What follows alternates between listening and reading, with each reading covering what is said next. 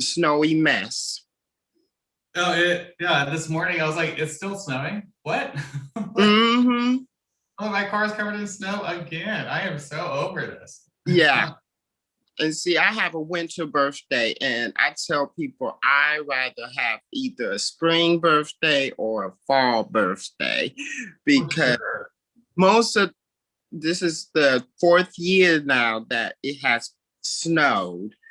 And so I'm just like, I ain't got time for this. I would rather kind of suffer under the heat than dealing with snow and ice and the Antarctic temperatures. That's for sure. So, are you ready for my question? Yep. Okay. So, what boundaries can we set to protect our relationship and communication from being damaged by technology? I think that's the reason why I thought this question was so interesting is because 2020 was so like technology was how we were able to communicate and get back Mm-hmm. together with individuals who we had, we were isolated from. So I was Mm-hmm. like, wow, that toes into like how has 2020 like treated you? Yeah. Yeah. So I'll read it again. What boundaries can we set to protect our relationship and communication from being damaged by technology? I think personally, I believe that there is a boundary of um, privacy as well as public. So there's some cases where um, situations with yourself or even with family members could be very serious. And I'm the type of person when a big event is going on, whether good or bad, I would rather keep that low key until everything is resolved. Because when you use technology to broadcast whatever is going on, that can affect you because not only would there be negative effects for your other people that's close, such as extended family, but at the same time, it'll just look like it's just a hot mess. So that's what I probably recommend is um, separating privacy or certain personal affairs, and then allowed to have some form of publicity where it doesn't have negative effects to it. No, I agree. I think like the first thing I thought of is, that expectation to be on camera. I'm thinking of like Mm-hmm. allowing people, like for guys, it's a lot easier than it is for women. You don't have to do makeup and fix your hair and pick an outfit. You just throw on a t-shirt, and you're fine. Mm-hmm. And for women, it's a completely different thing. They have Yeah. to do the social, requirements of getting made up to be out in public, and they're not Mm-hmm. even leaving their house. They're just doing a Zoom meeting. So I think Yeah. having that, that ability to keep your camera turned off, but also with that technology, like setting, boundaries and, when you're comfortable talking to people, you really can control all of that. And Mm-hmm. that expectation that to do a phone call, to send a text message, to set up a Zoom, FaceTime, or something like that, technology gives us that ability, which Yeah. 2020 was like heavy on. I mean, it was Yep. all, to Yeah. Friday, that's all we're doing is Zooming. So, Yeah.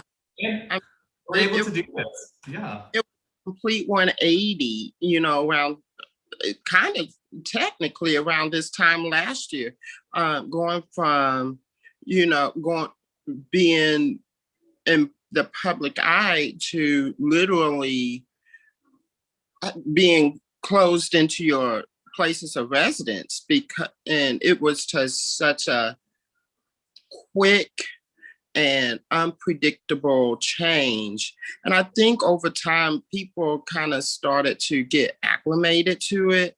I know it took me a hot minute, but at the same time, we also recognize like there's other things that we didn't realize that was so important. Like for me, I love giving hugs and I love seeing people in person and saying hi and seeing how they're doing. And then, with technology, it has been a blessing, but I miss that, face-to-face physical interaction, because even though FaceTime and Zoom is fantastic, it doesn't do the full job. And some people I know for sure, including myself, we realized that we took even the smallest things for granted. And now it's a time of remembering even the small things in life make a significant impact. That's so true. I think, I'm thinking of like the last time, I got to like hang out with friends or like, just have a random dinner party and having people come over. Thankfully, as part of like doing this weekly show, I've been able to see Ace like every week since April. So that's been very nice. So yeah, that has been a plus for me. And speaking of Ace, obviously somebody isn't beside me in the chair. So just letting our viewers know, Ace got the second dose of the COVID vaccine yesterday, and he is feeling some of the effects that you get when you get the second vaccine. So when I got the vaccine, I felt just heavy fatigue the next day, which was like very similar to when I had COVID. So that was like an accurate representation, I would say, that your body's doing what it's supposed to be doing.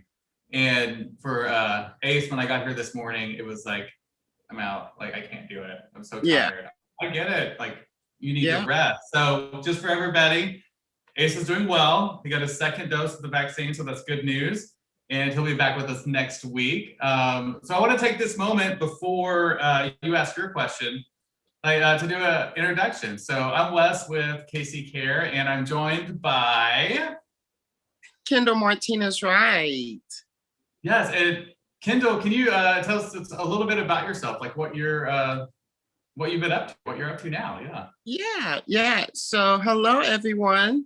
I'm Kendall Martinez-Wright, she, her pronouns. I live in Palmyra, Missouri, and I am the LGBTQ and human rights state advocate and legislative strategist for the state of Missouri.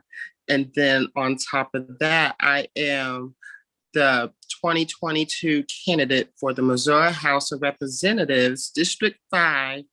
And I am so excited to jump into this race. It is going to be very historical on so many levels, with me being possibly being the first Afro-Puerto Rican trans woman elected to a statewide position,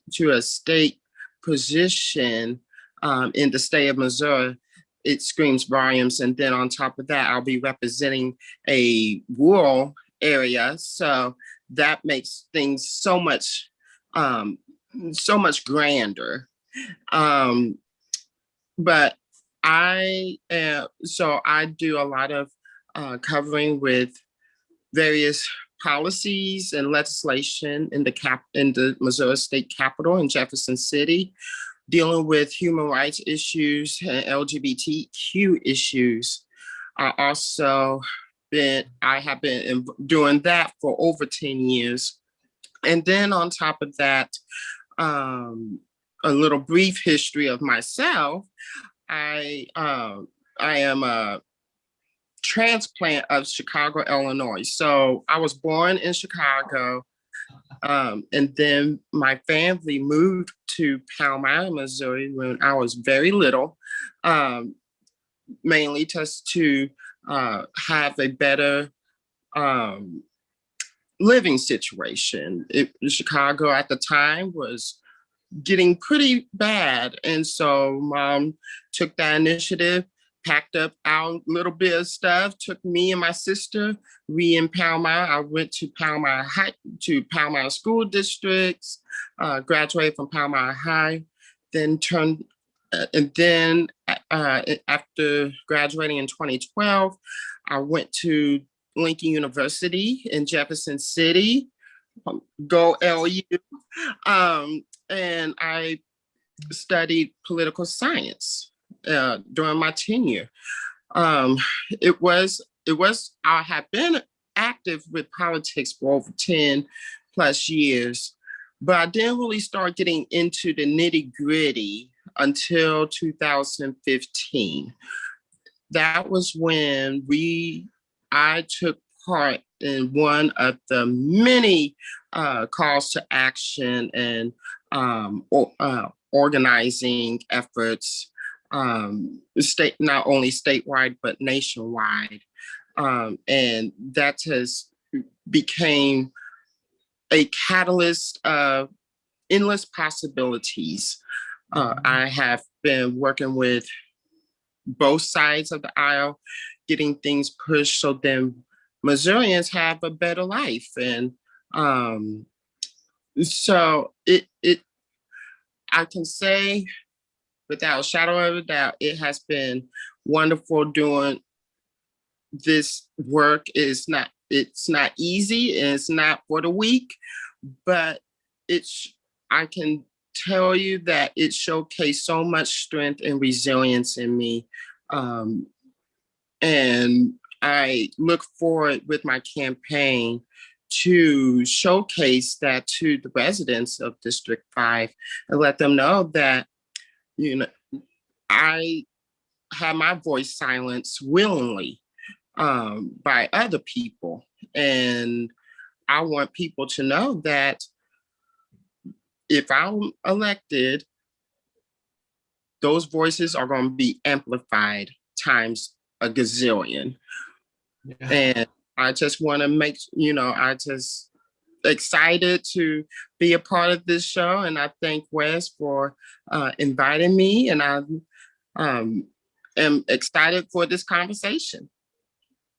Well, I'm looking forward to diving into some of those topics that you just addressed and, like some of the history too that led up to where you're at now and that run for public office. But first, I want to make sure that you get a chance to ask your questions. So you have a range of colors to pick from, yellow, green, blue, orange, gray, and a dark blue. I would do orange. Orange, nice. This one's called Beliefs. So this is Deeper Talk, the random orange card. What beliefs have you adopted from other people that don't serve you now? That's a good question. I would say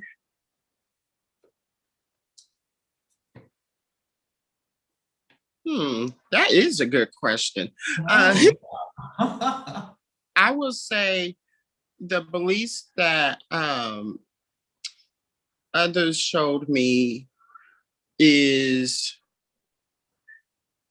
liberties, civil liberties. I think when some people talk about civil liberties, it's like it has to be either this way or that way. It can't be no middle ground. I think that is what kind of led me into having more of a middle ground type of approach to civil liberties. I believe that, everybody is given their God-given rights, and we also need to ensure that things are amplified to an extent so then we can be able to have not only a sustainable society, but a continuation of how things are going here in this nation. Yeah, I agree with that completely. For myself, I was thinking of beliefs that I have adopted from other people that don't serve me now. I would think, flash back to, as a child, teenager, growing up, in the Christian faith, that like that belief system doesn't really like serve me now, but there are tenets of that religion or that belief system that I can use to serve. Like I have faith that we are going to reach a state where we have equity and justice, and and we see civil liberties for everyone. Like we're not fighting in the streets, protesting for those rights. I have a belief that that will happen, and I think it's that faith from the same as the individuals draw on their faith to fuel their religion and to drive them in prayer and so forth. I feel the same for a belief in civil liberties, and that we will reach that day. It may, hopefully it's in our lifetimes, see that we continue on with the struggle even further than we have to. But yeah, that was a deep question. Yeah, it was. I was touch on beliefs. Yeah. So I want to talk about this a little first, like COVID has been such a big impact on everybody, and so we've really been like starting the conversations with that and talking about COVID, and we're almost a year on now. So for you, and yourself, like how has COVID impacted you in your daily work, and like how did that change for you? Yeah. So thank you. COVID definitely shook things up, especially in my line of work. We went almost a month and a half without having session when COVID first happened, and it was rough. Both houses, like Congress and like Senate and the House of Representatives. Yes, the State House of Representatives and the Senate. So it was difficult. When it came towards the last portion of session, it was very nitty gritty with pushes of legislation, bad legislation, good legislation, the in between. It was very chaotic. And then personally, it was a huge change. Like I said, I am a type of person. I tell everybody I'm like a unicorn. I'm mixed with the introvert and the extrovert. And so with me, I love being interactive with people on a physical level, whether seeing them face to face or, having getting a hug, or just being in the same space with another person or a group.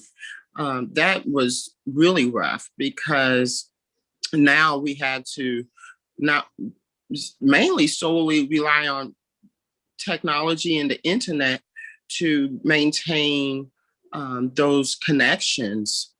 And then on top of that, I will say I did go through a period of depression. I do have depression, and I'll let people know, like, there's days where I'm good, it's good, and there's days I'm not so good. And when COVID really hit the US hard, it really placed a sense of not only nervousness and anxiety, but at the same time, just that feeling of emptiness, because it was like the world you knew completely changed. And so over time, I realized, now since I have a niece, I realized that being close to family was very important in everything. From being with my niece to having late night conversations with my mom, it helped me become a better person and grow patient of this pandemic, because I know for sure it's not we're going to be going through this for a hot minute. And so I had to realize that as long as I have my close people by my side, that will help me continue to be a leader and a figurehead for the people. I think that's really brave of you to, be open about your, depression and what you went through, during the pandemic, during the height of it, I guess I should say. Is that part of that process where you were able to access, services, or, is it something that you managed on your own with help from like family and friends? Mm-hmm. Yeah, so I managed it with family and friends.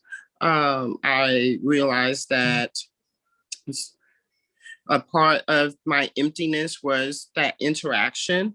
And so when I started talking more with people that I'm close with, like I'm good, like actually my very, very close friend, the former senator and representative Maria Chappelle Nadal, we had literally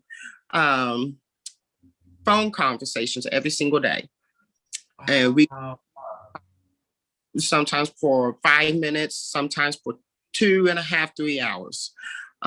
And we talked on a wide range of issues from COVID to what we're watching, or what's going on in the social media world.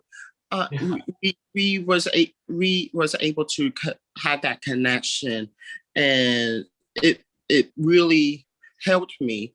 And then, of course, like I said, I had family and friends that would, make sure or check in on me, see if I'm okay, and I'll do vice versa. And that really helped, because some people, they don't have those resources. They don't have, especially families, individuals out here, they have literally just the friends as fam, and it opened up my eyes significantly, because I realized not only how fortunate I am, but how I took some of those areas for granted, not knowing that 1 minute it can be all change, it can change completely.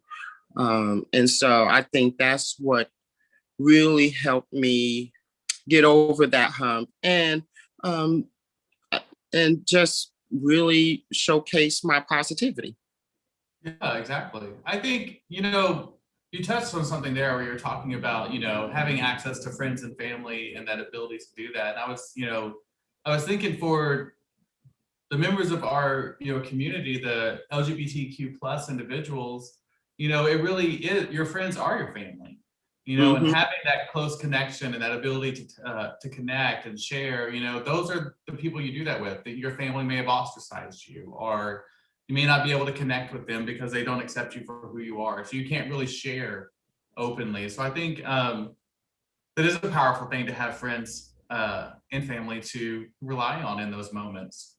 So thinking, touching on that, sort of expanding out from there, when you identify as a trans woman, and then, that's already a marginalized community in the LGBTQ plus, and you add to that, you're a Black trans woman, how did the racial justice protests from the summer of last year, like, impact you? Like, what was your take on those as they moved through? Yeah, so I participated in a few of the racial justice calls to action. I was in St. Louis that whole time, and it affected me on a level to where I had to have very uncomfortable and very sensitive conversations, especially with people in my hometown.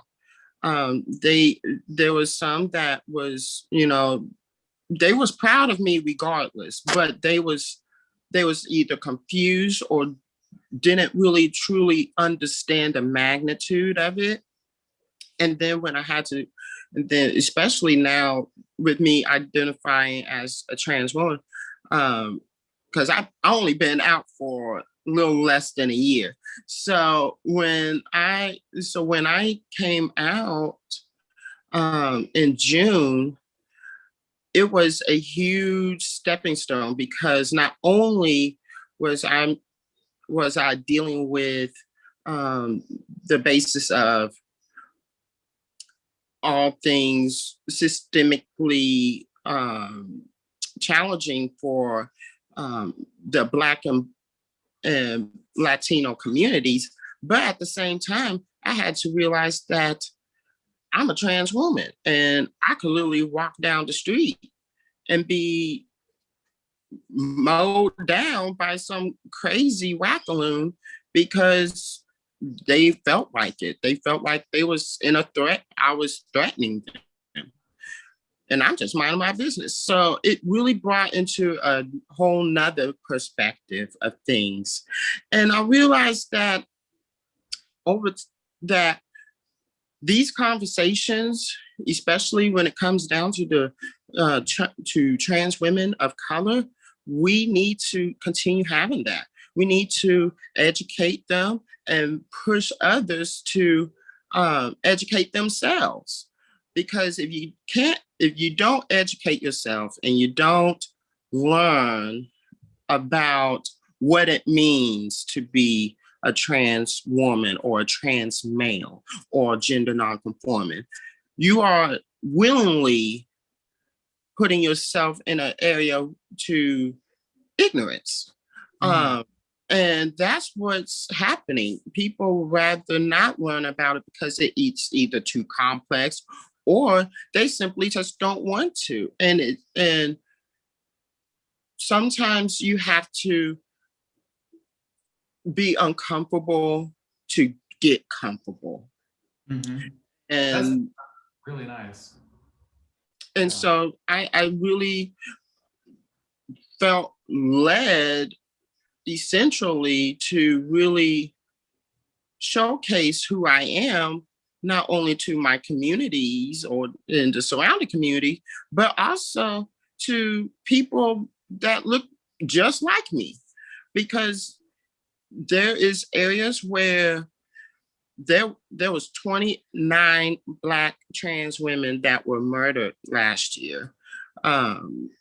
And when we have the conversations in the African American community about ensuring protection towards trans women, they want to kind of turn the cheek, or they want to be like, why y'all got to focus on that? And it's like, no, this is a subcategory to the ultimate goal of ensuring justice, not only for the Black community, but for everybody who identifies as Black. And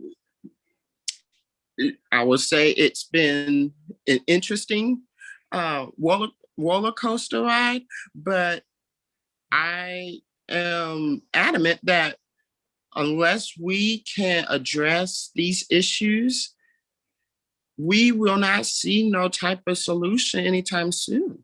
And that goes also to that is more broader than the LGBTQ community. It's people who are in a socioeconomic disadvantage. It goes to individuals that are in the corporate world. And there's so many areas or so many subcategories within our own category that we have to come up with some form of solution or consensus to ensure the ultimate goal of that racial justice and racial equity. Yeah, I think was that one of the like driving forces for you as part of your coming out to be engaged in public office, to like put yourself, you know, when I think of like people running for public office, you just put yourself out there. Like everybody finds out, Hmm. they investigate everything they Yeah, possibly can about you.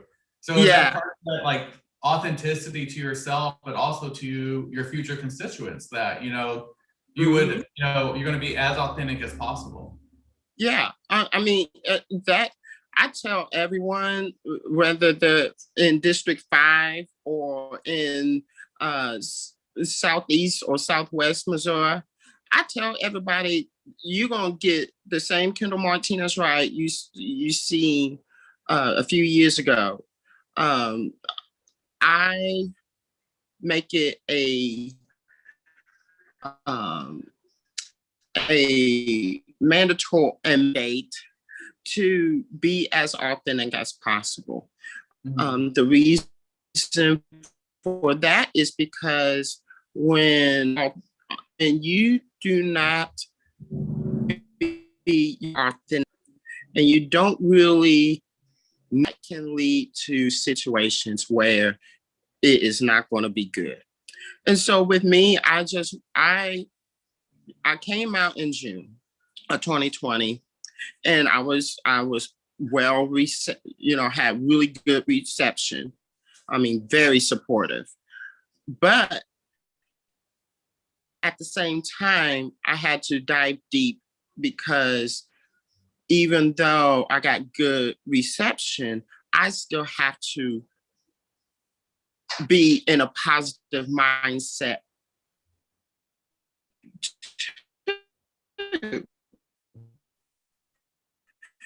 because weightlifter often that area of concern, and that's where the public safety comes into effect because now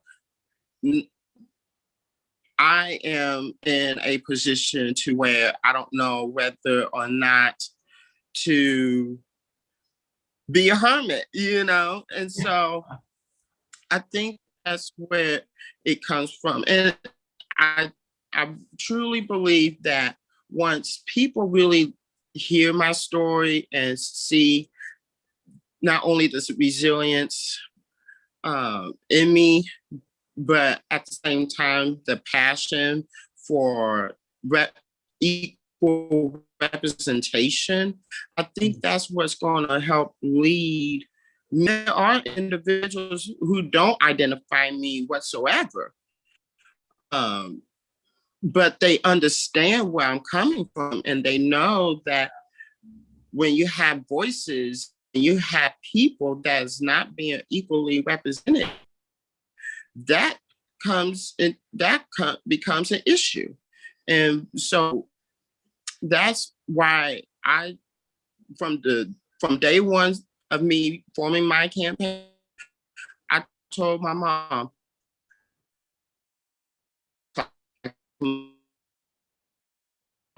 be as changed, and ever since then the same.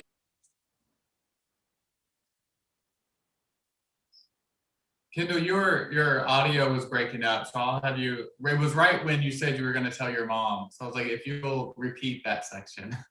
Okay. Yeah, so I told my mom that I want you to ensure that I am my full authentic self and hold that accountability to me. And ever since I told mom that, she be reminding me, trust and believe. She reminds me, and I realized that authenticity is natural. The only thing that isn't natural is faking it. Right? It takes a lot more work to like put on that show than to just be yourself. Mm-hmm. Yeah, and Yeah. it comes across like people, you know, they pick up on that. They pick up on that authenticity, and you know, either respect you for it or feel Mm-hmm. threatened by it. So there, Yeah. you know, there's power in being who you are and living your truth for sure. Yeah. And I say I get more respect now than I did in the past, because not only am I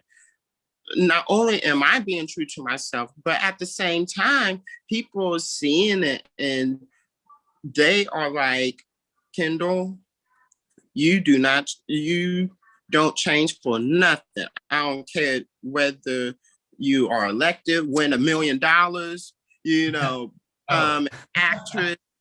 I want you to stay the same. And because when you showcase that authenticity, that's also showcasing your inner beauty.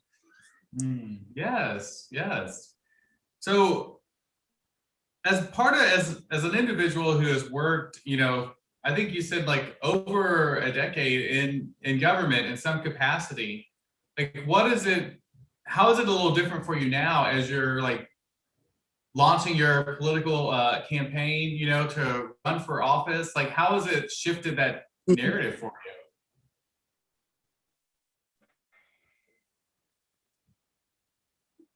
you? Yeah. So it is a huge change, that's for sure. I will say I can't even lobby. I'm not even able to lobby.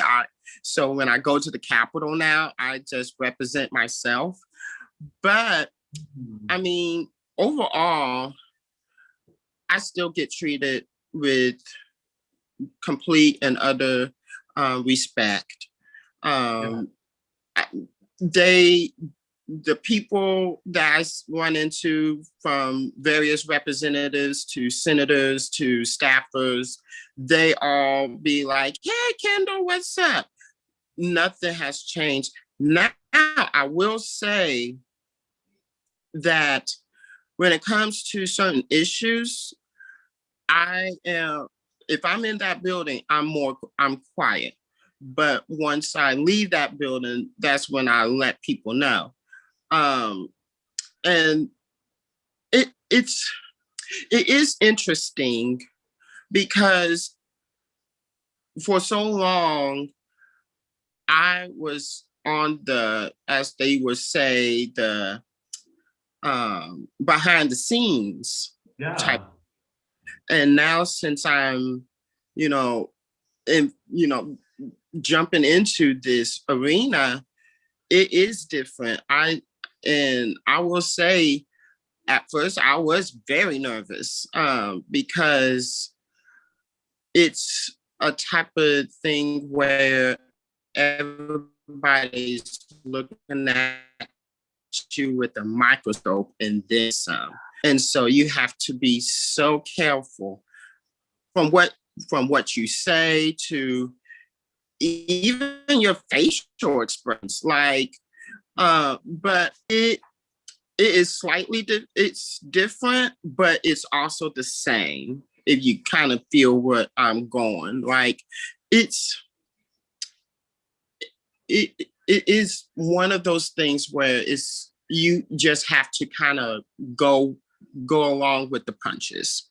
Mhm. Yeah, I would think like you're still true to yourself. You're still gonna, champion the same policies and, in legislation that you would have supported, outside of office as in office. So yeah, I can see that, that part is still the same. It's just now there's like somebody who's always watching. Like there's always somebody Mm-hmm. who's like willing to like wants to take a video of you or pictures of you doing something, or so there's always that opportunity to be elevated, I guess, in the public eye as far as Mm-hmm. what people think about you or to shift a narrative on yourself. When you're engaged in public office, like I think of like right now for Missouri, like the Senate postponed hearings for the HIV criminalization bill that are coming up. I think there's 3 different ones, but the House is still like they're doing theirs right now. Like as we're doing our show, they're having session right now and in discussion about the HIV criminalization bill. So what is your take on like that piece of legislation? Like the law has been in place since the 80s and it hasn't been updated. And these bills are just working to update those laws. Yeah, it's what we need right now. The language is when HIV and AIDS first came into play, and there was not a lot of science data that was accurate. And so now more than ever, it needs to be changed. There is individuals out here that is literally spending time behind bars because of, I would say, petty crimes. They have a disagreement with their partner or whoever, and that partner knows that they have HIV, and they get tried and they get sentenced. And so it is important that we update this language, because not only is HIV and AIDS is not a death sentence anymore. We have so many strides in science and research with the disease, and people are living longer, and they are pretty much living more healthier than me. So right now we need to focus. And I met former President Trump when it came to HIV eradication. He was spot on. I will be the first to say it. And because there has been so much research and so many strides that people who has this illness can breathe a sigh of relief, because it was only roughly 40 some years ago that HIV and AIDS was really discovered, and that, and people dying literally left and right every single second, pretty much, to people living full, healthy lives with medication, of course, as well as being undetectable and untransmittable. That's amazing. And we are stepping closer and closer to the soon to be not only cure, but eradication of these viruses. And so more than ever, Missouri needs to step up its game, change the language, make it not punishable for individuals living with HIV and AIDS, as well as update the language, update the scientific data. Right now in the statute, they still have saliva, feces, urine as possible transmittable ways to get it, the disease. And that's not even true. You'll have to drink over 8 million gallons of water or saliva that's filled in bathtubs to contract the disease, and most likely you still wouldn't get it. So we have to change these bills, this language. I am in full support. I've been working with both sides of the aisle to push it as much as possible, because we need these laws in place to have that ultimate goal.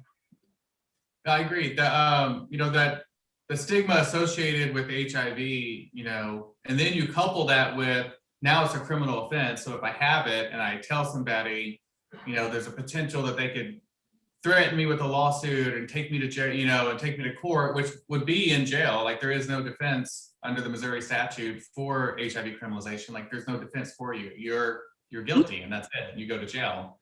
So with an update in the law, you would hope that people would be able to, release that stigma of and knowing their status and getting tested, which is the goal to ending the transmission of HIV, because if you know your status, then you can get medication. And if you can get medication, you can reach undetectable, untransmissible. So we stop that transmission flow.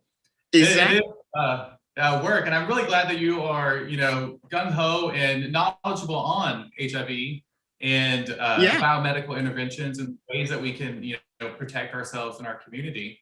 I think it's especially important this day and age as, a member of a marginalized community,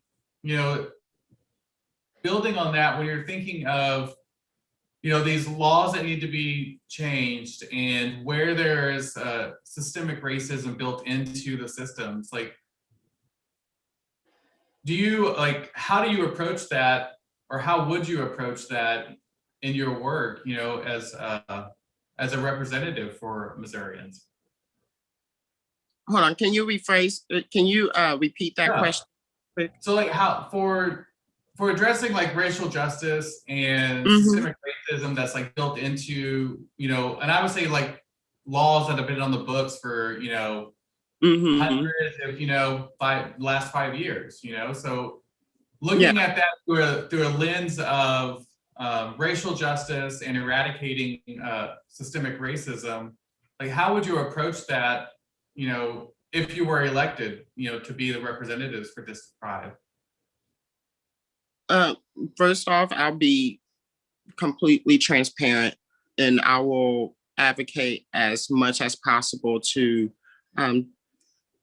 push legislation through to alleviate the systemic racism and institutional racism.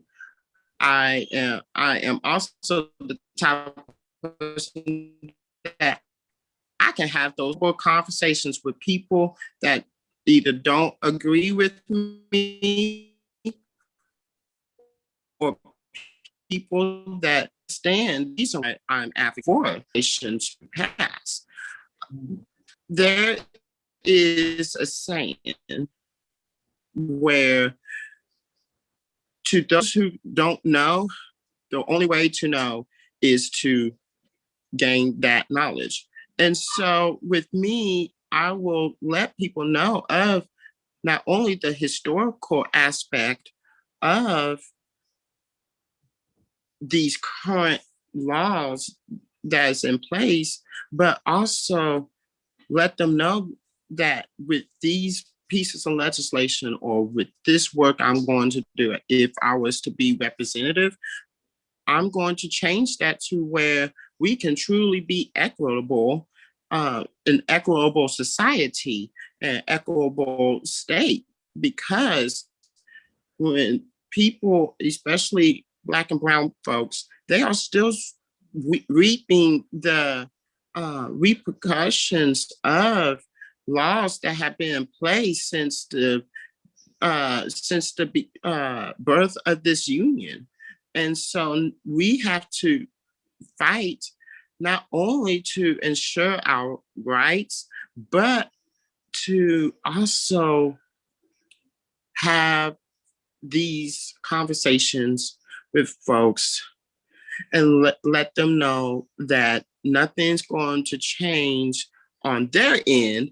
The only thing that is really going to change overall is letting people know that racism has no place here. Racism is a detriment to society. And if we continue to allow it to overrule us, it's going to be the ultimate demise. So I think that's kind of what my approach is. I know, especially with my constituents, I'm going to have a lot of talks with them. But at the same time, I'm the type of person, I don't want to wait until it's the right time. The time is now, and people are uncomfortable. That's just too bad, because we need to have this talk. We need to have these feelings not only aired out, but at the same time addressed. Because if we don't address the issue now, when will we address it? That's a perfect point. If we don't address it now, when are we going to do it? Yeah.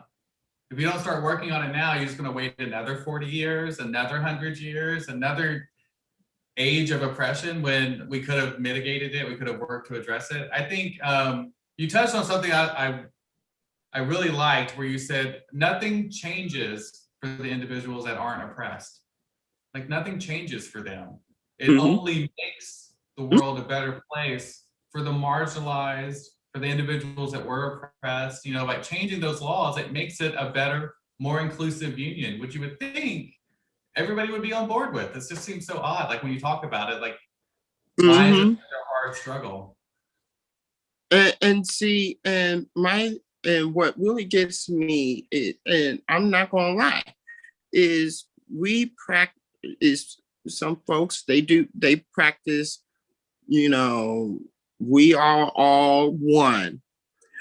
Yes, that is true, but there's exceptions. We also have to acknowledge the diversity and the beauty of diversity, because my biggest pet peeves is when people say, I don't see color.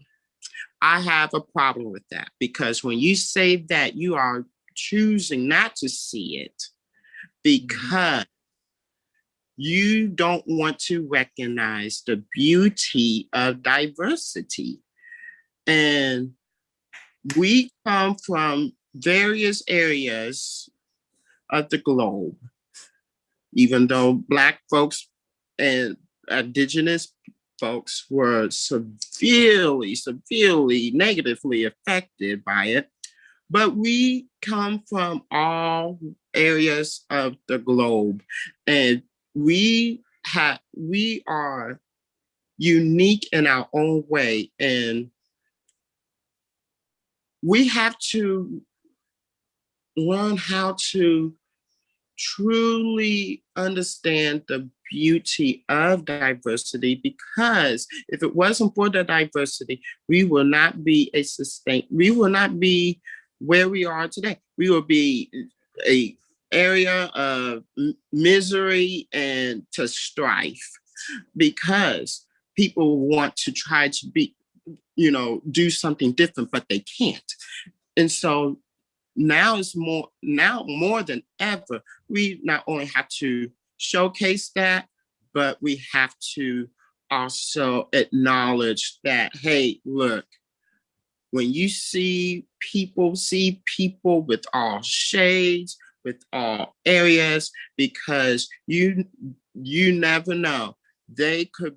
You could be in a situation, and that person from Iraq, or that person from China, or that person that is an atheist, or practicing Judaism, or a person of the LGBTQ community, or even the disabled community. We need to learn how to just appreciate the true grandeur of it. I love that. It's the like that. It goes back to that the U.S. is the melting pot of the world. That this is a place where everybody can come, and I would say I was one of those individuals that had those rose-colored glasses over, to the way America was, or the image that we portrayed ourselves as. And the last 4 years, for myself, has been like that awakening moment of, this is, we have so much more work to do to ensure that we reach that dream. And the highlighting of hate speech and that freedom to persecute, really resonated as, we have to change this. It's not okay to do that. It's better for everybody that we can work together and actually live up to those ideals as, the melting pot of the world. So part of, which is, some of the stuff that we, try to tackle here on Unbox is like those hard conversations. And we're not going to solve anything here, but we're gonna normalize talking about it, or at least try to, so people can see, that's part of the process. So as a Black trans woman, you said that you are currently the head of the Democratic LGBTQ. I can't remember what you called it. I'm sorry. So I'm the vice chair of The the vice. LGBTQ caucus for the Missouri Democrat Party. So are you the first Black trans woman to be in that position? Yes. Well, congratulations. Part of, this month is like Black History, obviously. And Mm-hmm. we've been touching on KC, LGBTQ, like Black history, but also making history. That's part of our history is when we are actually living in the moments that we make. And you're a glass ceiling breaker. Like, you're making history for Black queer individuals. And I think you're the first Black trans woman to run for public office in Missouri, I believe, right? Yes, I am. So what does that feel like as being like a trailblazer? Like, I admit, you go, but I feel the same. I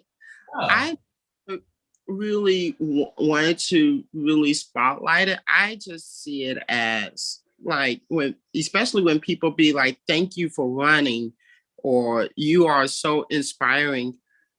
I'll say I just want people to be represented and have their voices amplified. Um, I am the type of person, I am very humble, and I am the type of person that also really wants to be that person of courage, um, courage, competency, and resilience. Um, I feel like when I first initially planned on running, I was very nervous because of such a huge step for me. Coming from, even though I was in the political realm, I was not a candidate beforehand. And now with me being a candidate, it is something that is a constant reminder of how impactful you can be, especially when it comes to what you say, what you do, your actions, any of that. You are placed on a pedestal that other folks would be either scared to go on or choose not to go on. And I see it as an honor, actually, to not only be a candidate, but at the same time, jumping into or leaping into this huge milestone. I think it's amazing because I tell everybody I am from the little town of Palmyra, Missouri. This little rural girl would have never imagined being where I am at today. And it is a humbling experience, to say the least. Well, I wasn't sure like what your response would be, jumping into like that, but I think your humbleness just came through, and I think the fact that you stand fast to uplifting voices and that, intentional representation, that if you don't see someone who looks like you in that office or representing you, so you put yourself there and you're like, I'm going to do it. I'm going to be the person that I want to see representing you. Mm-hmm. So that's powerful. So congratulations. Just throwing your name in the hat is always like nerve-wracking in itself. So yeah. And I think you just launched like 2 days ago your campaign, right? Yes, I sure did. I officially launched my Kendall for Missouri campaign for Missouri House District 5. I'm very excited. It was a wonderful, wonderful occasion. There were so many messages of not only support, but just lots of gratitude of what I'm doing. I think that is those two was just wonderful, flat out. I told everybody, like, with me doing this, I don't want no like extra pomp and circumstance. I just want to be able to, whether win or lose, I just want to be able to inspire at least one person. That's powerful. Yeah. And who knows, you may inspire dozens more. So that's so exciting. Putting yourself out there and letting people know that, they can do it too. If you don't see somebody who looks like you in a position of power, then, do what you can to put yourself in that position of power and make a table or add to the table so there's room for you as well. I think, as we are coming up on the end of the hour, I want to touch on, you have an event coming up. Is it this Friday, I think, or is it the last Friday of the month? Or are you doing like town halls? Yeah, so on February 28th, from 4 o'clock till 6 o'clock, I will be doing a virtual town hall on all things LGBTQ in rural Missouri. And what it is just a candid conversation with me and people from both rural and urban areas of Missouri. And the reason for that is because there was something that was going on at my former high school, as well as a few other schools, that was very concerning. And with me, I'm the type of person where I'm not going to sit back and be quiet about it. Oh, no. I'm going to let people know, like, this ain't cool. This is not, we're not going to do this. So I decided to have this event just mainly due to having a really true, candid conversation. I want people to express their true feelings in a space and be able to also receive new information, education on things that are LGBTQ, because the internet can be a blessing and a curse. Mm-hmm. And I am adamant that until people really truly see where not only I am coming from, but people who identifies as LGBTQ are coming from, but really see the true magnitude of what is going on, because there's people that think, oh, they're just doing everything for the LGBTQ community. That's not the case. Currently, in Missouri, a person can be denied housing, being trans or gay, or they could be denied services at any type of public entity due to them being LGBTQ. So it is a step. Tell this to myself, but it is a stepping stone to a grander and broad and more in-depth conversation. And hopefully people see not only where we are coming from, but at the same time, really truly understand that we are as equal as you and as the other person is. And that all we want is to ensure that we can live our same productive lives just like our counterparts do. Exactly. I was just thinking, if you subtract hate and add love, there's no reason to like deny somebody access to anything. Like it always comes back to a level of hate and misunderstanding, or a lack of understanding.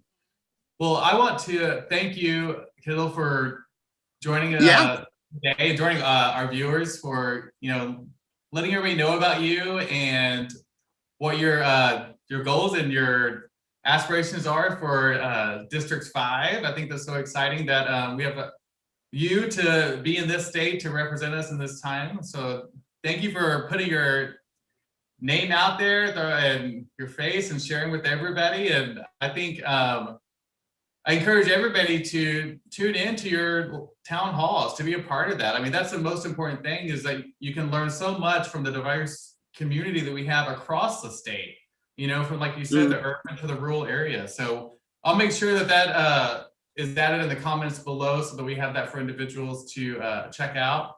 Is there any last words, anything you want to share, especially like where people can find information out about you, donations, volunteer campaign, all that stuff?